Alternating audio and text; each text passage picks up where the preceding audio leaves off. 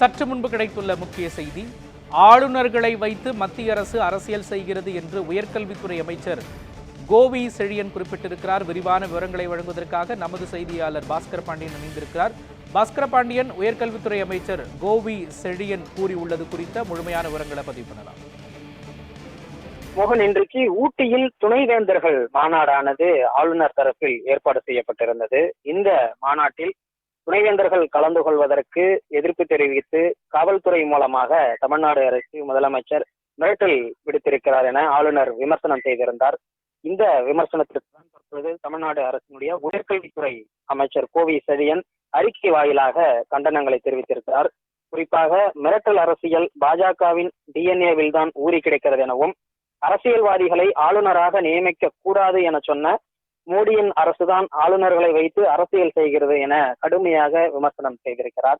துணைவேந்தர்கள் மாநாட்டில் பங்கேற்க கூடாது என அரசு பல்கலைக்கழக துணைவேந்தர்கள் மிரட்டப்பட்டுள்ளனர் என ஆளுநர் குறிப்பிட்டிருப்பதாகவும், ஆளுநர் ரவி கூட்டிய துணைவேந்தர்கள் மாநாட்டில் பங்கேற்ற துணைவேந்தர்கள் இப்போது ஏன் பங்கேற்கவில்லை, இந்த கேள்விக்கு பட்டம் படித்து மேதாவியாக இருக்க வேண்டியதில்லை எனவும் அவர் விமர்சித்திருக்கிறார். தமிழ்நாடு சட்டமன்றத்தில் இரண்டாவது முறையாக நிறைவேற்றி அனுப்பப்பட்ட 10 மசோதாக்களுக்கு ஆளுநர் ரவி ஒப்புதல் அளிக்காததால் அரசியல் சாசனத்தின்படி உச்சநீதிமன்ற தீர்ப்பின்படி அது அமலாக்கப்பட்டிருந்தது. அந்த தீர்ப்பை எல்லாம் அவர் மேற்கோள் காட்டி இந்த அறிக்கையிலே ஆளுநரை விமர்சித்திருக்கிறார். குறிப்பாக பாஜக தலைவர் பதவிக்கு புதிய தலைவர் நியமிக்கப்பட்டிருந்தார். அரசியல் செய்ய ஆசைப்பட்டால் ஆளுநர் ரவி அந்த பதவியில் போய் அமர்ந்திருக்கலாமே, எதற்கு ஊட்டி போனார் எனவும் அவர் கேள்வியையும் எழுப்பியிருக்கிறார். அமலாக்கத்துறை, சிபிஐ, வருமான வரித்துறை, என்ஐஏ போன்ற அதிகார அமைப்புகளை வைத்துதான் ஒன்றிய அரசு எதிர்க்கட்சிகளை மிரட்டி கொண்டிருக்கிறது எனவும், தமிழ்நாடு அரசு எதையும் சட்ட ரீதியாகத்தான் எதிர்கொள்வோம், அப்படித்தான் மசோதாக்கள் விவகாரத்தில் வெற்றி பெற்றோம் எனவும் அவர் அதிலே தெரிவித்திருக்கிறார்.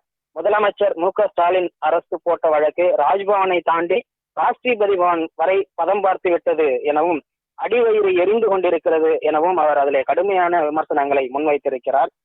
ஆளுநர் ரவி கூட்டியிருக்கக்கூடிய துணைவேந்தர்கள் மாநாட்டில் ஜெகதீப் தன்கர் கலந்து கொள்வதில் ஆச்சரியம் ஒன்றும் இல்லை எனவும், மத்திய மாநில அரசுகளுக்கு இடையேயான உறவை மேம்படுத்துவது குறித்து ஆராய்வதற்கு அமைக்கப்பட்ட நீதிபதி மதன் மோகன் பூஞ்சி கமிஷன் அறிக்கையின்படி அரசியல்வாதிகளை ஆளுநராக நியமிக்க கூடாது எனவும், மன்மோகன் சிங் அரசோ குஜராத்தில் அரசியல்வாதிகளை மட்டுமல்ல மாற்று கருத்துக்களை கொண்ட அரசியல்வாதிகளையும் ஆளுநராக நியமிக்கிறது என சொன்னவர் யார் தெரியுமா?